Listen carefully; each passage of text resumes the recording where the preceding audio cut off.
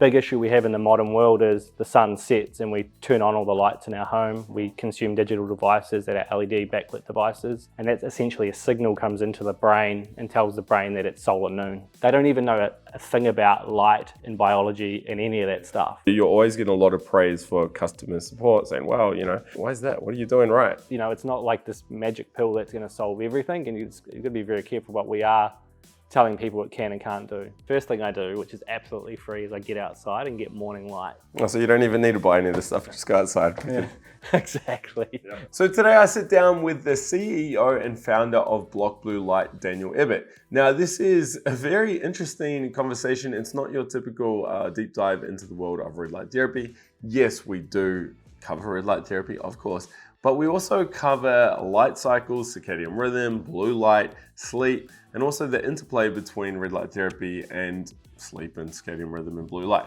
All of these are rather interesting topics. Now, of course, the story behind Block Blue Light in the red light therapy space is quite extraordinary. The first time I included one of their panels in my big comparison series, they came out in second place and they nearly won it. Of course, that was my 2024 comparison video. So they're making exceptionally good red light therapy panels and products. So I picked Daniel's brain to see why this is the case, what he is doing to create such good products, and of course cover all those topics I mentioned before. So let's get into it. I hope you enjoy it. Okay, so firstly, thank you so much for taking the time. We're here at your house, so thanks for inviting me in and taking the time to do this interview. I think a lot of people are gonna get a lot of value and insight from this conversation. First up, the company name is Block Blue Light, yet you're selling one of the world's best red light therapy panels. What's going on here? There's a bit of a mismatch with the names. Keen to hear the story. Yeah, well, it's an interesting one. I mean, obviously we started in the industry in the blue light industry, hence the name Block Blue Light. But I guess we've been around for quite a while, 8 years now doing that. And I mean, when you look at it, we kind of started becoming experts on light and understanding how light affects our biology, right? So we started looking at kind of initially like how blue light is affecting our sleep and is affecting our eye health and stuff like that. So create a whole bunch of products around that. And then we started kind of thinking, well, I'm under the umbrella of understanding how light affects us, and particularly harmful wavelengths. What about the beneficial ones, right? A lot of my research in the early days was looking about melatonin. So we know melatonin is produced in our pineal gland. But during my research, I found that only 5% of it comes from pineal gland, right? So where's the rest come from? Your mitochondria, right? Oh, wow. In the cell. So 95% is subcellular melatonin. And so that kind of really interested me. So I was deep diving into just melatonin, right? And understanding that it's not just a sleep hormone. Yeah. And so then looking at understanding the mitochondria and understanding that a lot of the melatonin is produced in the cell, it's the cytochrome C oxidase pathway that the mitochondria are actually producing melatonin in the cell. So what's great for that is red light therapy. So I mean, yeah. So because this is new to me, I didn't know any of this about the melatonin and the mitochondrial connection. So red light therapy, like your 660s and all those sort of wavelengths.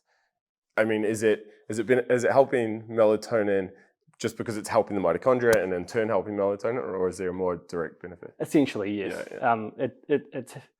So it's the infrared light. It's not the red. It's mainly in the infrared and spectrum. And yeah, there's a big misconception because we sit there and go on about the pineal gland, and that's what we call like circular to melatonin. It runs through our bloodstream and stuff. But essentially, you know, it's within the cell. The mitochondria are producing it. Red light therapy is acting on cytochrome C oxidase, and that's helping the mitochondria produce melatonin. So that's kind of how I initially was like, hey, this is really interesting. Yeah. I mean, and got me really interested in the space. And I guess at the time, you know, we've been probably doing red light therapy now seriously for like 4.5 years. Right. Wow. And so, you know, initially I just started looking what was around, and I felt like I could do a better job, right? And you know, like I would admit, like our Generation 1 panels are pretty basic, as most companies were, but I love researching things and understanding things, and then trying to create kind of like the most optimal product, right? So I guess that's kind of how we got into red light therapy, from blue light into there. It's kind of like that melatonin connection initially. And just being under the umbrella, like I like to be like, we kind of like light and health. There's like, we're all things like, what are the beneficial spectrums, what are the harmful spectrums, and just like, how do we like utilize or interact with light in the modern world sort of thing. So then would it be fair to say you're a light, well, you're not a lighting company, are you? But you're a light health company, I guess, now. Yeah. Not just a blue light blocking company, not just a blue blockers company, because you obviously sell red light therapy products. So you touched on like melatonin and circadian rhythm and blue light in that. I know this is a red light therapy channel, but I think it's important to unpack a little bit of that, especially if there's a viewer that, like, what is all of this? What's light got to do with sleep? Do you want to go through the basics in terms of why your company was originally called Block Blue Light and why the core product, I guess, were your glasses? Yeah, sure. I'll give kind of like a high level, basic and like overview of that here. So I mean, the basic concept is that we're biologically wired to receive light during the day. If you go outdoors, you're getting full spectrum light, which has blue light in it. Very important for us to receive during the day. It makes us awake, alert. The main big issue we have in the modern world is the sun sets and we turn on all the lights in our home. We consume digital devices that are LED backlit devices. And all this kind of modern tech and lighting, we're using extremely high in blue light. And that's essentially a signal comes into the brain and tells the brain that it's solar noon. And so what that does is our brain then essentially releases hormones, wakefulness hormones like cortisol and adrenaline, keeps us awake and alert, essentially allowing it's our biology doing what it's designed to do, right? Receive light signals and then respond to those light signals. And so essentially we're getting like what we'd call a circadian rhythm mismatch. So our brain doesn't understand the difference between day and night and light and dark, and it's causing confusion to the circadian rhythm, and it's causing sleep problems. So we designed a bunch of products, initially glasses, to filter out those spectrums of light that you put on the glasses at night, filters out the blue light, allows the brain to not receive any signals of blue light, and it allows it to release melatonin. So melatonin is a sleep hormone. And then from there, I guess we expanded beyond that, because I kind of sat there, light bulb moment was like, why are we all wearing these glasses to filter out the spectrums? I was like, what happens if like the lights that, like why don't we stop it at the source? So that was like a big turning point for our business, right? Where, started in 2015 with glasses, and sort of by like 2017, we're now a lighting company, right? And that's where we've really carved out a niche in the marketplace. Is like, like blue light glasses became a bit of a fad, right? Like almost like red light therapy. Everyone's starting up a blue light glasses company. You can go to China, you can find some cheap knockoff things with like shitty lenses in them that don't filter the right spectrums. And like we're sitting in them and it's causing confusion in the marketplace, where we're sitting here trying to be more like science-led, looking at science and creating, first of all, the right spectrums of light to be blocked and filtered.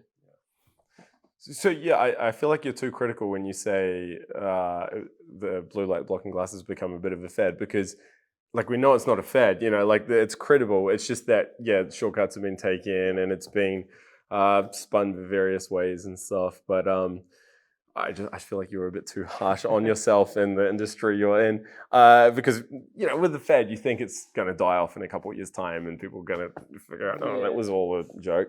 And as you know, I mean, gosh, like it's built into the Apple phone now, the low blue light sort of modes and stuff. Yeah, I'll probably take that back in that, like, I guess blue light glasses aren't a fad. I'd say like because they became so popular, a lot of opportunities jumped into the market. So if you look probably right now, realistically, 95% of the blue light glasses on the market are junk and they don't work and they're a waste of time. As in they aren't blocking the blue light? They aren't blocking the correct spectrums of blue light. Right. Great marketing. See, there's great marketing behind it. Like they might say they're filtering blue light, they're going to help with sleep and this, but like we've tested it, right? We've got spectrometers. You've got a spectrometer. We've done the same thing with more like on the blue light side and looking what wavelengths they're filtering. Are they filtering it by the right amount? Does it align with the research around melatonin suppression from certain frequencies of light? And they simply don't. I mean, I'm not going to say we're the only company that does, but like, and there are a handful of us that do a really good job of it. but 95% of them it's like fashion brands and stuff like that. Like you can go down to your local like pharmacy and buy a set, right? And like they don't even know a thing about light and biology and any of that stuff. They're jumping on the bandwagon. Yeah. But even like the likes of like Specsavers and the optical stores, like, right? Like I feel like they're not staying in their lane because they'll go there and say, no, there's no research on this. It's not a thing. But I'm like, hold on, like you're trained in like optical, you're not like eyewear for your eyes for vision. Are you trained in how light impacts biology? So like it becomes a muddled industry and people then get confused, right? Got it. Yeah, that makes sense. So then tying the two together, so your blue light and then the red light, you're mentioning you lower the blue light in the evenings. Now, early on when red light therapy panels started becoming quite popular in the alternative health, let's call it alternative health community, a lot of people were buying these panels so they could light their living rooms and homes. They were using them as the nighttime light bulbs, right? But I mean, you obviously know a lot about this stuff now. So a red light therapy panel or even a red light therapy torch, like a key emphasis on the word therapy here, that's not how the benefit is derived, right? It's not like you put a panel up and that's what you use in your living room. There's more going on from a health and wellness point of view. You know what I mean? Like it's a therapeutic device. Yeah. But still a lot of people like using the red lights at night for the environmental purposes. Yeah. So what's the solution there? Like if someone wants to do that, they want to reduce the blue light in the evening, but they still want light to cook dinner or whatever. I know you've got some interesting light bulbs and stuff. Is that the full spectrum light bulbs? Is that where people would use those bulbs? Come nighttime, they can reduce the lights, and it may have some red in it. Yeah. It may have the amber. Yeah, that's a great question because there is a little bit of confusion around like red light bulbs and red light therapy. Yeah, right? I guess that's where I was going. That wasn't the best question, but that's what I was trying to get. Yeah, and they're two very different things. Yeah. So red lighting is very optimal in the evening, particularly not only has the blue spectrum, if it's a properly designed red light bulb, pure red light bulb, it's got all of the blue light removed and the green light. So we kind of talked about blue light being a melatonin disruptor or a sleep disruptor. Research also shows to a lesser degree melatonin suppressed through green light. So like on our website, we've got amber lights, we've got red lights, we've got all kind of different types of lighting. So we wouldn't generally recommend you kind of light your whole house up in red early evening. I mean, it's going to be it's pretty hardcore. I mean, like hardcore biohackers might, but even I don't personally. I use like an amber light, no blue light. Yeah. But bedrooms, bedside lamps. If I've got to get up in the middle of the night, you really want zero disruption or any kind of wavelengths that would indicate to the brain and through into the kind of your what you'd call like the body clock in the brain or the central clock system in the brain that, hey, there's light in the environment that's emitted during the daytime. Yeah, that makes sense. So, but then when you say in the bedroom or in the hallway or bathroom at 2 a.m. in the morning, you just need a little bit of red light so you can visually move and get around, and it's not like you need a specific wavelength of 660 at the right intensity like we're talking about with red light therapy panels and torches, right? No. It's not the therapeutic side. It's literally just enough to light the environment without the melatonin hit. But by default, actually, a properly created red light bulb they're generally 630 nanometers, right? Right, okay. Because so that's another thing. Like you go down to the hardware store, you can buy a red light bulb for like $2, right? Yeah. That's very different again because, I mean, you can create the color red and still have a whole bunch of other spectrums in it. Right. And that's a common question we get is like, why is your light bulb like 30 and that one like 5? And it's like dollars, you mean? Yeah. Yeah. So what a really basic light bulb's doing is they're generally still using blue LEDs in them, and they're just like putting a red shell around it so it visually looks red. But if you put a spectrometer over it, it's got a bunch of blue and green in it. Yeah. So yeah, our red lighting is like a 633 nanometer red light, but it's not at the intensity of red light therapy. If you try to measure how much milliwatts, a radiance it's got it's. So you're not going to use those red bulbs for like your sore knee or something like that. It's just like I did with the, did you ever see the review I did on the RedMed app? Oh, on your phone. Yeah. It's like a $3 app. I'm so critical of them because I think if it was free, I wouldn't be so harsh. But yeah, you literally pay it and it just it just shows a red picture on your screen. Yeah. But yeah, when you use a spectrometer, you'll see that there's all sorts of wavelengths coming off anyway. It's not just red. Yeah. And the intensity, the radiance is so low. I mean, you're literally looking at a red picture on your phone. It's kind of crazy. So the key point there is just because it's putting out red light, whether it's from a bulb or your phone or a panel, it doesn't mean it's going to have benefits on the body. You've got to get the intensity up as well. And that's where like panels and torches and all of that come in, right? Yeah. So someone could have a panel and could use that as a background light. I mean, it's a bit inefficient. Yeah, I mean, and you can use the dimming function. It's kind of what it was designed for. I mean, like panel, it's got that beam angle and stuff. It's not the best, I mean, our lighting's got 120-degree beam angle and it's designed to disperse into the room. It's a whole bunch of kind of benefits that of just lighting a room more like conventionally, that it's just better. Like, I mean, not to say you can't use a red light therapy panel for it, but hey, like, I mean, we're not, the investment in the lighting is significantly lower than the cost to invest into a red light therapy panel. And then the running costs and stuff as well. Like, yeah. So, okay, I want to pivot a little bit more into the company, your company now. So I've reviewed a few of your panels. I've got a review of one of your flashlight torches coming out, your seasonal affective disorder lamp. I've got a review of that coming out. I've got lots of reviews. Be sure to subscribe and all that good stuff.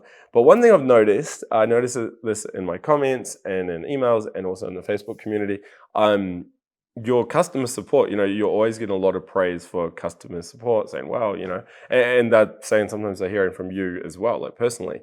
Why is that? What are you doing right? Like, what's the trick there? I mean, I've just always been big on like trying to deliver good customer support. Like people, particularly, since we started investing in providing high value products, like people kind of want to be able to like ask questions, right? Like or have after service support, right? So, I mean, I've always just valued ensuring that like people can reach out to us, can ask questions, ensuring that we can get back to them as fast as we can, sort of thing. I mean, there are times where it's been challenging, I'll admit. I mean, we are all human, but I mean, I've just put more emphasis on like, hey, like it's a customer first. Like without our customers, we have nothing. So I mean, how people say they have heard from me, it's because like I like to like quite passionate. If we get quite technical questions, I'm kind of the go-to guy. Sometimes I try to train my team as much as possible, but like I'm the guy who's quite passionate about this. I've used red light therapy myself for a number of years. So, I mean, yeah, that's kind of like, I guess it like, it's just, I think it's just, we're in a market that there's a lot of other companies around offering similar products. So, I mean, a big thing is like, if someone wants to like invest with us, like they kind of want to know that they're going to get the right support. Yeah, I to be honest, I wondered if you just had a bunch of Dans and Daniels working in your customer care support, because often it's like, oh, I heard from Dan or got a good response from Daniel, and I'm like, oh, what's going on here? It's very good. I mean, obviously it's great for customers, and yeah, your red light therapy panels in a way are becoming a bit of a commodity, right? Like it's very similar. I mean, yes, you're getting all these unique features and stuff, but when you really boil it down, it's just a red light or near infrared light as well, in a panel. So to stand out, it is important to have a good price or good customer care or good features if you can work them in. The panel, so you mentioned before, you start off quite basic. I think you're up to your 4th generation now with your panels. Would that be fair? Yeah, so they've come a long way. The Mega, was it the Mega that was in my review? Yeah, the Mega. Yeah. Placed 2nd overall. So really good panel. How did you come up with that? Like, how did you come up with, something that's 2nd in the world, I guess, in terms of, if you ask me, in terms of panels? Like, what are you doing there? Are you in the research? Are you just copying others? No, so it's a bit of a combination. So it's a combination of like, I'm just so passionate about, I've been like in the biohacking, health and wellness space for so long, used red light therapy myself for so long, and I'm kind of like, it sounds like a little bit selfish. I love designing things that I like, right? Because but then the other thing I really like to do is really just to listen to what other people are asking for, right? Like, if people, and that's kind of how we've continued to evolve what we make. We're like, that's why I'm involved in the customer support, because I can't just have my team just answering questions and then I'm the CEO and just I'm off, just hanging out and having a good time. It's like we need to continue to innovate and listen to our customers and give them what they want and what's becoming in the industry. And I guess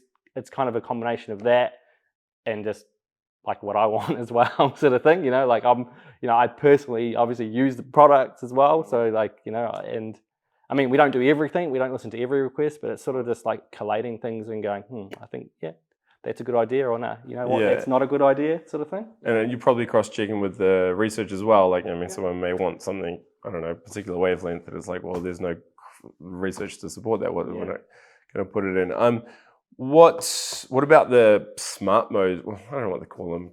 Preset modes, press a button for pain, press a button for hair regrowth. Is that something you're going to, I'm sure people have asked about that. You get asked that a lot. Are you going to put that in, or what are your thoughts? Look, I think, it's an interesting one, right? Smart modes is an interesting one. And my view on it is I understand the reasoning behind it is to try and simplify it for the user. However, is it simplifying it too much? So my question on it is, okay, so I'm going to create a smart mode for skin health, smart mode for inflammation, one for bone health, right? So let's just take those three. And like, okay, so first of all, where did I come up with the wavelength blend and the power and the time? So did I trawl through some research myself and was like, that study's awesome, I'm going to base it on that. But what about the other studies? And what about the studies that haven't been done yet? And what about there's just so many variables. Now, I know you've discussed it so much about dosing is such a complex topic. Does that suddenly get outsourced to the company as the source of truth here? And I personally, I'll stand up and say I'm not an expert in this space. I haven't read through all those 8,000 studies and come to and done a meta-analysis of it and said, okay, but the conclusion is this is the best. I mean, this study could have been done on it, right, and showed skin health has benefited from this. But my question was, could the outcome have been being better with other wavelengths and blends? We kind of don't know that, right? So, I mean, it does create it simplifies it for the user, yes. But then my question is, are they getting the actual best blend based on someone's decision within the company? Did they hire a researcher and an expert to do it? I maybe have a little bit more confidence behind it, or was it just like a guy that's passionate about it, read a couple studies and that's the way we should go with it, and that's the way all my customers should use it now. Yeah. So there's that thing, and then the other thing I've kind of got is what happens if hey, I want to work on skin health and my bone, my joint health and inflammation. Now I'm confused, right? Hold on, do I run one and then I run the other? And then do I run the risk of overdosing now? Because it almost does create a bit of confusion. I'm getting quite confused by it.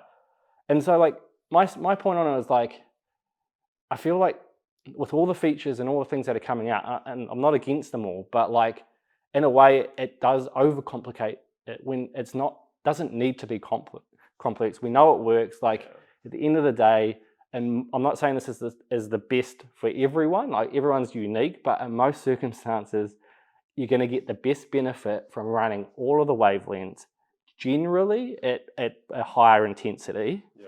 And so you can lower your treatment time. I mean, and a 10 to 15 minute session. I mean, a lot of the time people get caught up on too finer details, right? Hold on, I'm trying to create this dosing schedule and this number of joules, and I get it, but are you overcomplicating something when you don't even really know the actual answer based on leading experts can't even really tell us the answer. So how could someone develop their own protocol? I'm totally on page with all those views, and in fact, I hadn't thought about I got to do my skin health mode and then my joint recovery and then my hair regrowth mode, and you've done an hour long of sessions. That hadn't crossed my mind. And it's interesting because I remember I think I did a video trying to find the simplest panel to use, and the idea was it would be someone for buying a panel for their grandparent, right? Who's a bit of a technophobe, but they know that it's going to help. And like the conclusion of that video was, you can go to one or two paths. You can go really bare bones, like your first gen products. There's still some out there that just have two big switches. Yeah. Some of them don't even have a timer. I mean, personally, I think something like that with a built-in timer, that's super simple. You just say, Granny, turn both those switches on, run it for 10 minutes or 5 minutes, turn around, do another 5 minutes, done. That's very simple. Yeah. But then you could argue, well, you could look at one of these panels with the inbuilt smart modes, and it's like, all right, go in and find the joint recovery button and press that. But then of course you've got downsides with that as well, because what happens if they want to get the benefits from something else? And that was my thing, right? Like, say I'm like, no, like all I'm wanting to work on is, like joint health. So I click that one. But you could have got these other benefits. Whilst you don't need to work on that, there's so much benefits from red light therapy that's like, there might be something that you don't even know you're benefiting from the other wavelengths. And like most of the kind of research does kind of show there's synergistic effects between the wavelengths. So I just don't understand why you'd want to my view is, unless there's a really good use case like that, hey, like I actually like react to this wavelength or it causes an issue. In most circumstances, that's why I say like 99% of the people should just run all the wavelengths, because they all are beneficial to us. And I don't like, because and most of the ways this works is like, it's gonna, when you lower the power of one wavelength, for example, it doesn't push more power to the other ones. Yes. So like, why turn it off? Like why? That's been my view as well, and that's why most of the time I'm running all wavelengths at full power. I mean, occasionally, like if there's a particular issue that I want to treat, I don't know, like a wound or something, or a sunburn face or something, maybe I've already done my big intense session prior to the gym, and then I get sunburn that afternoon, and I may just want a few minutes on the face, so I may, drop the intensity down and do a 2-minute session just for the face. But good points. Watch this space, I guess, though, because it is a big draw card from a marketing point of view. And don't get me wrong, I'm not saying like everyone should just use full power. I'm just very cautious about trying to put my hand up and being the source of expert here and telling everyone what is the go-to for all these different things. I really do like the idea of the panel being able to be customized, because you put the power in the user's hand, right? Because like they might consult with a doctor or something who's an expert and says, hey, I really want to give you this protocol. I really love the idea of my panels being able to like have that flexibility, right? So is that a hint as to what we might see in the 5th gen products? Potentially. Watch the space. Let's talk about that. Are you looking at, you've got quite an extensive product lineup on your website, of course, with the glasses and the light bulbs, bedside lamps, red light therapy panels. Are you going to broaden that product range in the red light therapy space? LED masks, for instance, mats? Potentially. I mean, I've always just taken like I've kind of picked the lane that we operate in. I mean, so primarily we're a business that's focused on health and wellness, and a lot of these other products are more focused on like the beauty space. And I mean, that's not really the area we're operating in. So we're looking at how light impacts our biology and helps us feel better and live better and just overall have a better life. So it's definitely not a no. I mean, I've always looked at panels and said like, these are just like by far the most efficient, best way to get red light therapy from a power to cost ratio. Like I've always kind of looked at a lot of like the masks and the mats, and they're very low powered, and I'm sort of just trying to assess and go like to the end user, like we can sit there and market these things. Are they going to provide more benefit than a really well-designed panel? I'm not saying they don't have their place, but like I just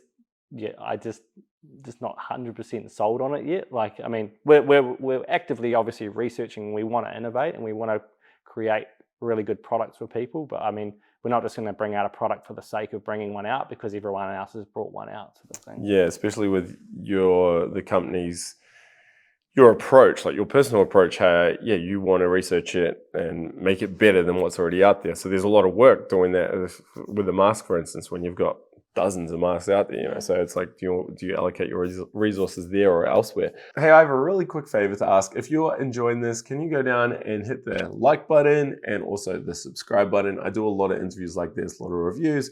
So if you want to see more of them, hit that subscribe button. And to be honest, there's a lot of good content on this channel already. So once you finish watching this, be sure to go through and work through some of the older stuff. All right, let's get back to the interview.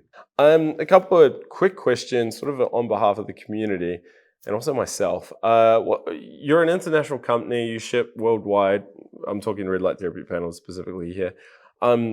What's the deal with your warehouses? So do you actually have warehouses in all corners of the world, or are they just like, if someone in America is buying a panel, or someone in Australia, or someone in the UK, do they actually get them sent from a local warehouse? Correct. Yeah. They do. Okay. Yeah. And most of the time, yes. Okay. So because often, that was my understanding. But every now and then I'll get a comment saying, "Oh, I've got one, but it's come from, Australia or America or direct from Asia." So why would have that happened? Yeah. So, well, first of all, we've kind of set ourselves up in points around the world. So UK, US, Australia, New Zealand.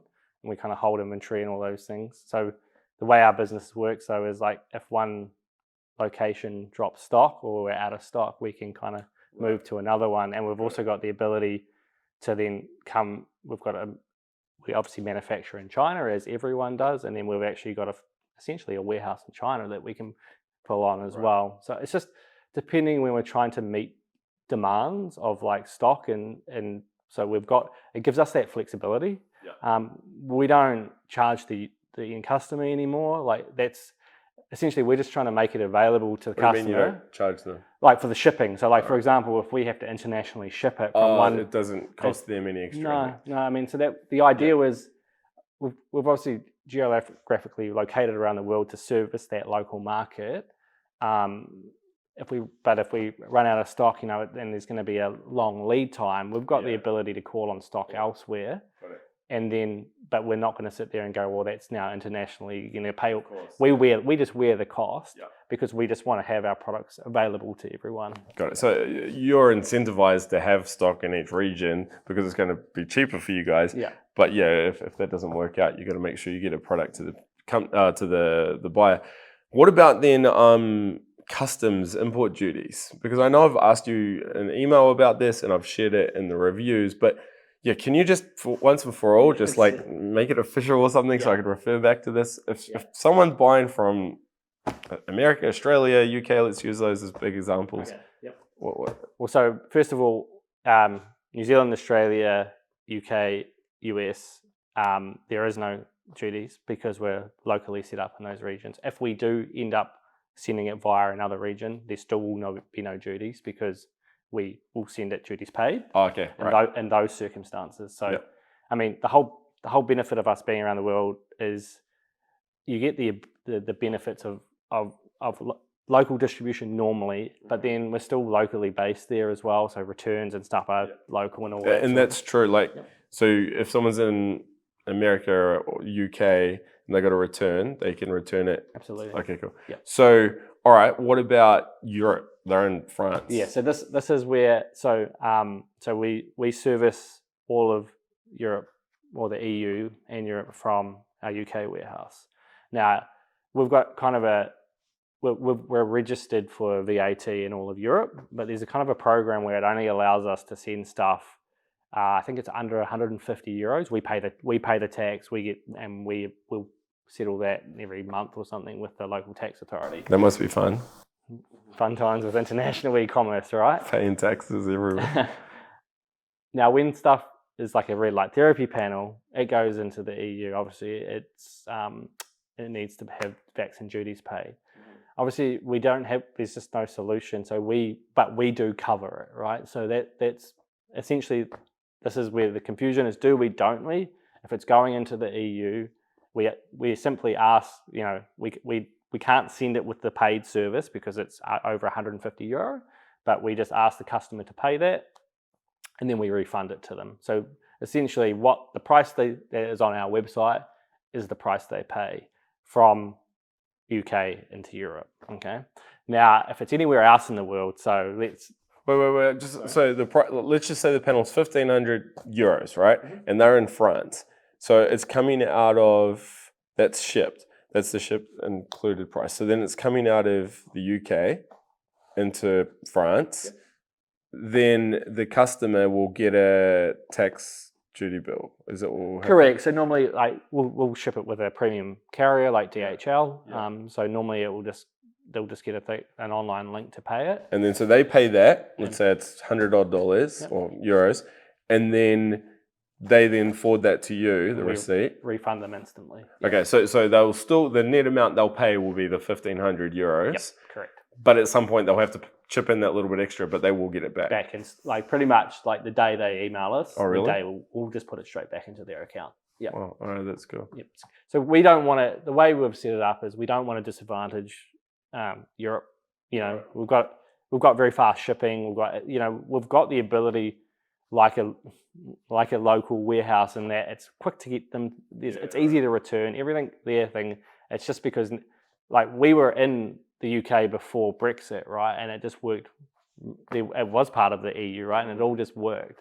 And like shipping works well. Like, I mean, it works well. It's quick. It's efficient because it was there before, politics got in the way. So, I mean, so from that point of view, it works really well. It's just obviously that duties thing is a bit of a problem, but we're happy to cover it.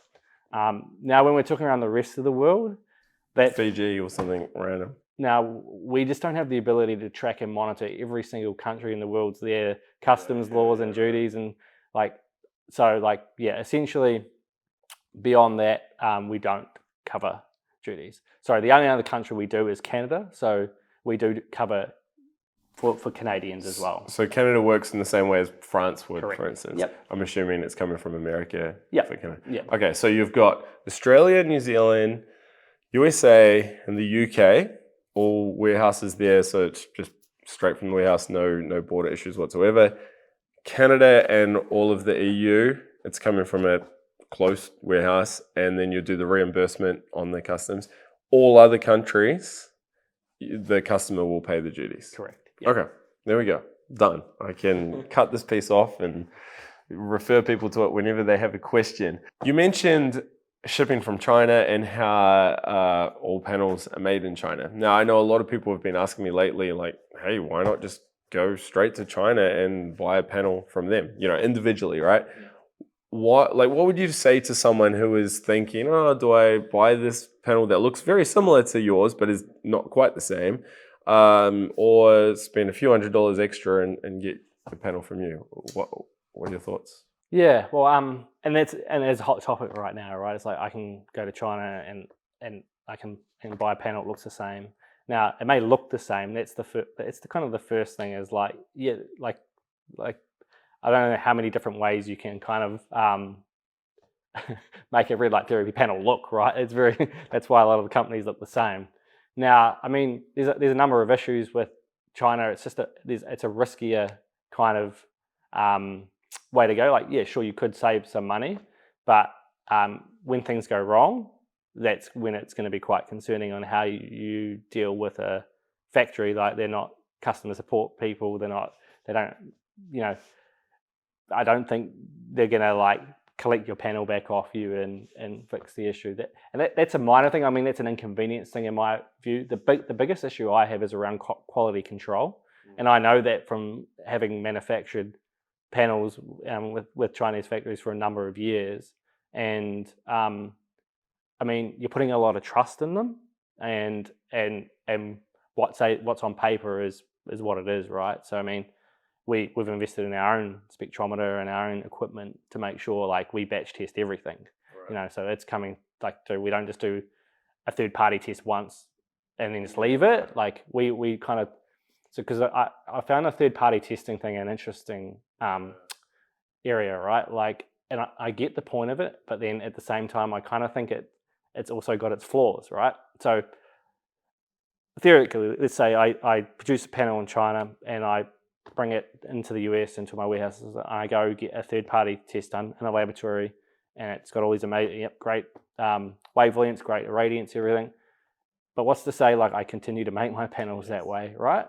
And what's to say that my factory that's producing them continue to use what they might just swap out like parts. Like there's a lot of trust from our end with our manufacturers. I have very good relationships because I've worked with factories for 8 years over there and over time, but I'm putting my name and reputation on the line here. And I also want to make sure what I'm selling is what it is to genuinely help people. So that's why like I haven't done this third-party testing. I've invested in very, very expensive and high-quality equipment to make sure when stuff lands into my warehouse and before it leaves my warehouse, I'm confident that it is what it is.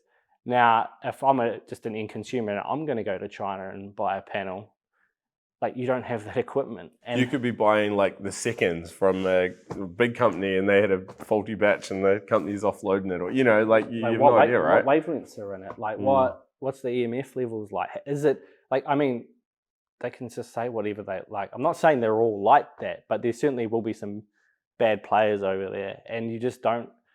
You're just putting a lot of trust in them. And I'm like, so you could go there, you could get a panel for 60% of the price, but now you're going to invest like $3,000 into a spectrometer, EMF meters, all the stuff to validate it. Well, is it worth that, or is it worth just going to a brand that you can trust? Like, I mean, if anyone ever wants me to literally do it, like we can do them quite a bit. I literally grab my spectrometer out and do a live video, right? And it's like, I mean, there's flaws in it. I get it. It's not like, but like, it just shows we're genuine and we're trying to create like quality products. I mean, so there's a whole bunch of trust element, I think, behind it as well. This is a bit of a personal question for me. Do you think there's a way to solve that as an industry? Like, because a lot of people say, oh, just get the panel tested and have that certificate. And as you mentioned, there's a lot of flaws. It could be a juiced up panel they send off there. It could be someone, I don't know, didn't do the testing properly, and then everyone uses that as a benchmark. I mean, is there any way, like, other than testing everything, which is no one's going to do, like, do you have any ideas or solutions? Like what you'd like to see as someone who's in the space and wants fairness and transparency for all? Yeah, it's a tricky one. Like I've thought about this a lot, and it's because it is a highly unregulated space, right? I mean, it is regulated in some ways, shapes or forms, but like from the claims being made and stuff, it's very unregulated. And like you kind of need like a non-biased body that kind of is that all the companies kind of like register with. This is kind of what I was thinking about. I don't know who sets it up, whether we all kind of band together the top, proper credible companies and you'd kind of have to deploy like random spot checking where like because as soon as like I send someone a sample, like there's room for like manipulation, right? I mean, and I'm not saying, it's just to really create a true picture. Like that's probably the only thing I could think of that would do it, because I think everything's got its flaws, right? I mean, and that's what I've looked at, and I've said like, I know,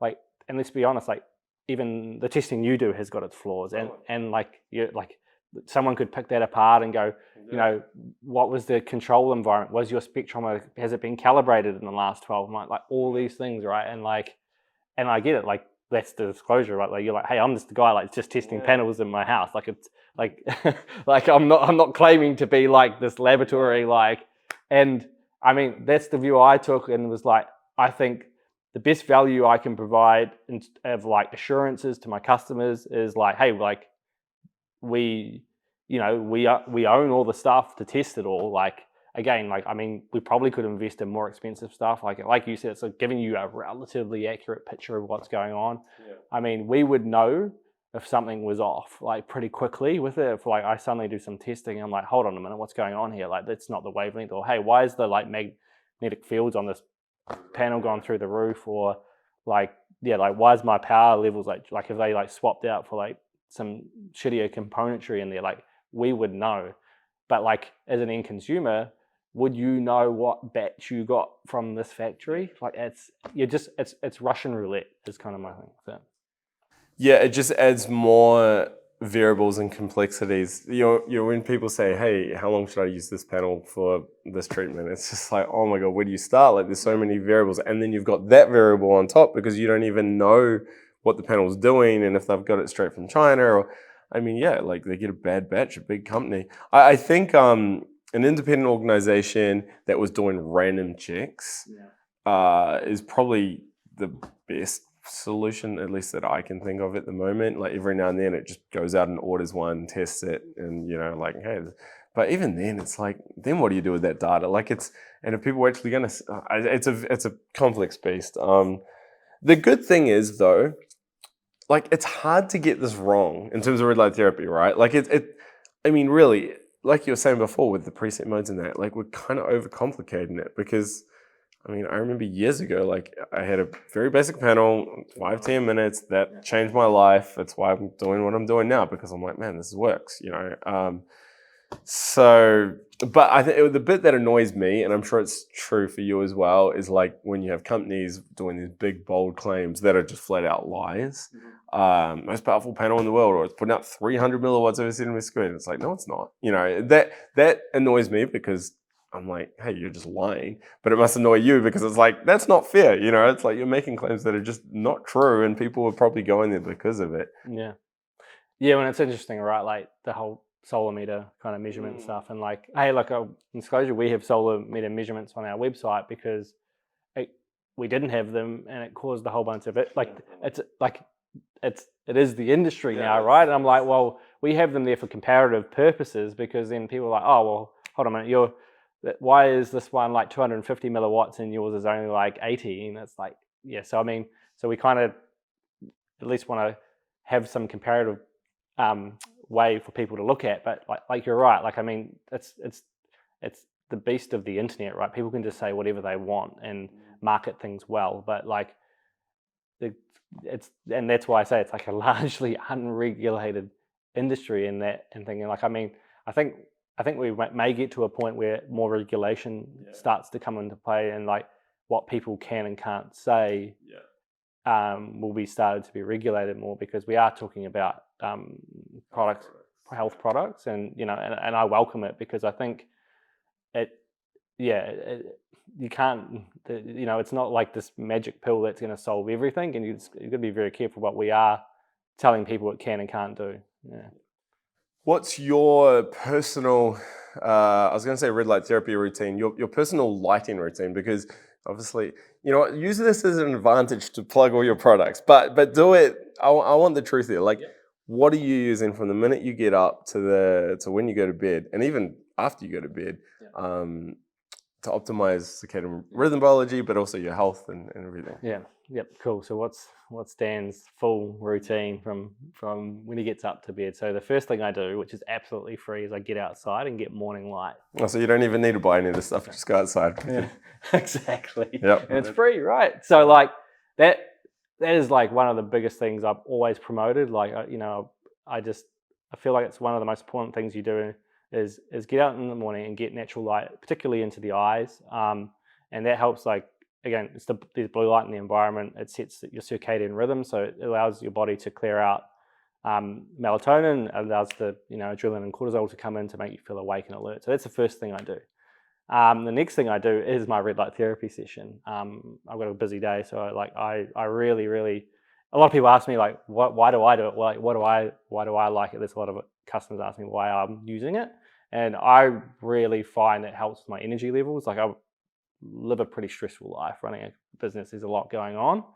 And I find, so in the morning, I sandwich myself in front of two of our elite panels, which are full body panels. And I do 10 minutes, just full intensity and everything running. And like, for me, that's how I love starting my day. It just energizes me. I feel like I definitely notice the days I don't do it, or if I don't do it for an extended period of time. So I'm pretty consistent with that. Apart from weekends, I'll take the weekends off and just prioritize a bit more sleep.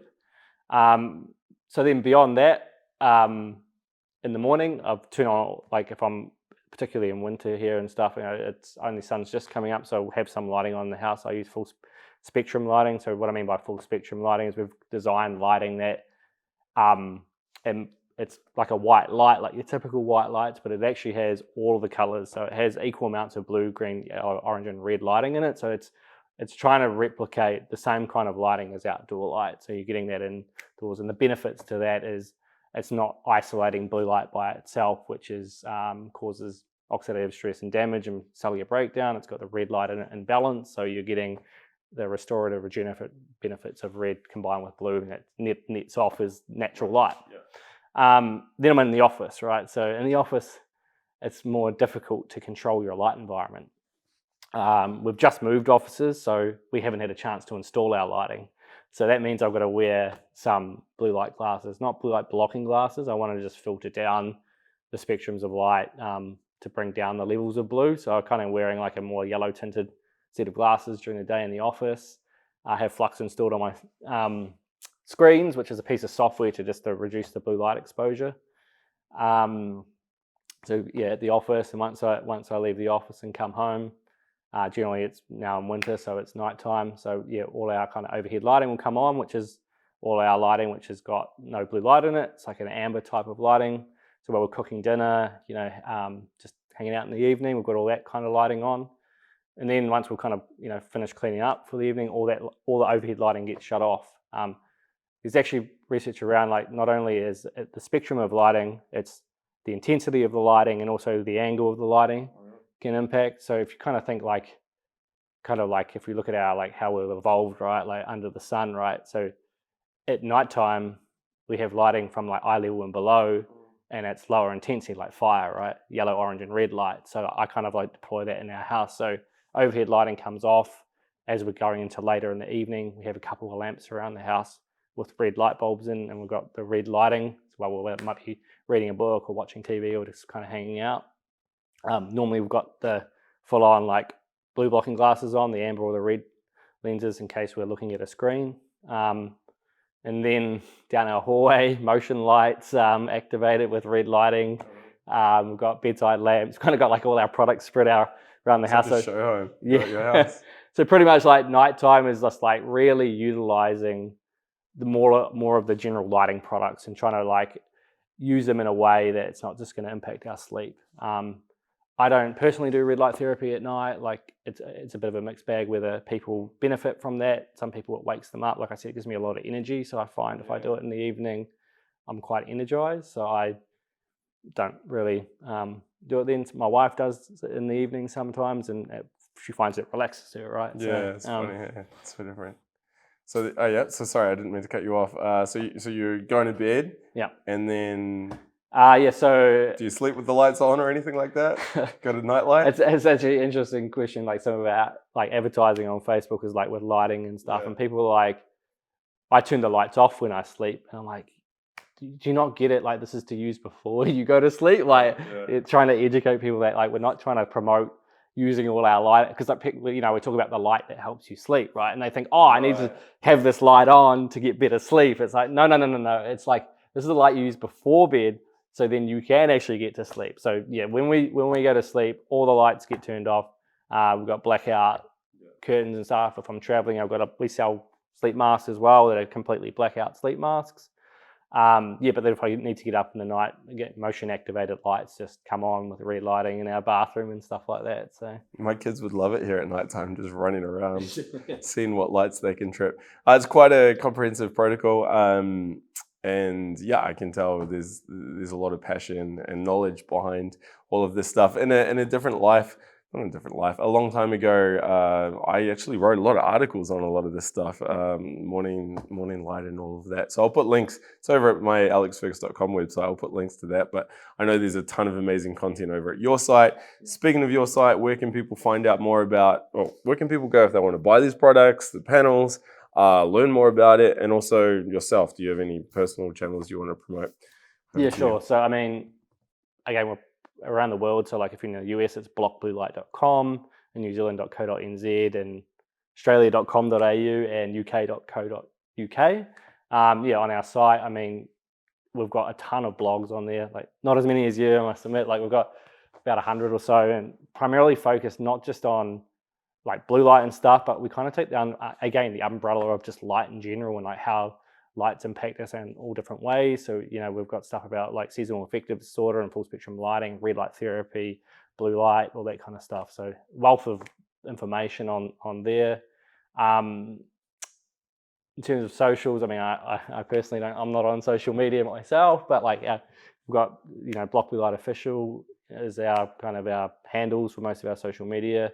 I mean, in terms of support, like we've got like chat support and stuff. We've just implemented WhatsApp support as well to try and get people on the phone, which is handy. So I mean, we are trying to make ourselves easily and contactable, but I guess the issue as well around the customer support, which we kind of touched on, is interesting. Like we are based in New Zealand. We are a New Zealand business. I mean, I really like the idea of how I've created my company is to not trying to like outsource to the Philippines or like create a suboptimal experience. So like it does cause some challenges around getting back to people instantly. But I mean, what I've done is like we're all in the same room together. We can chat. We can solve customer problems. So there's the quality of support's better. Yeah, we don't have 24-hour coverage, but we still have very good coverage. Phone support is coming back. It temporarily got removed just because we can't talk to customers about red light therapy all day. I mean, it got to the point where we're like, hey, we're trying to juggle like providing really good support through the digital channels. So I mean, it's just been a bit of a resourcing challenge. I still jump on the phone to customers if they ask. If anyone wants to talk, we're available. Like we can call them. But we're almost at a point where we can republish our phone numbers for people to call us and chat about all things red light therapy. Daniel, firstly, congratulations on the products that you've come out with. Very impressive. I know a lot of the customers are using them, and you know they rave about them as well. Thank you for taking the time today. And of course, I'm super keen to see what you're coming out with, you know, in the future editions, that 5th gen, 6th gen, who knows what we'll be talking about, like 8th, 9th gen. So thank you very much. Thanks, Alex. And good chat. Cheers. All right, that is a wrap. I hope you enjoyed it. If you have any questions for myself or Dan, please leave them down below. And yeah, links to Block Blue Light and all of the resources and content we referred to in this video are all going to be down there as well. Of course, there's more videos. Here's a really good one. Check that out next. I dare you to. Go. It's right here.